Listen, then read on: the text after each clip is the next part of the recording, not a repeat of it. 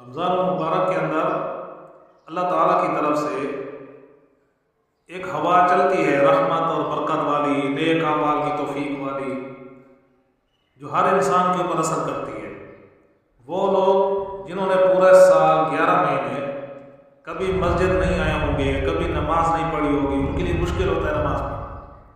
وہی لوگ آپ دیکھیں گے بغیر کسی کی دعوت دیے، بغیر کسی کے بلائے، بغیر کسی کی محنت کے، وہ خود ہی وضو کریں گے اور بڑی بڑی تراویح کے اندر کھڑے ہو جائیں گے۔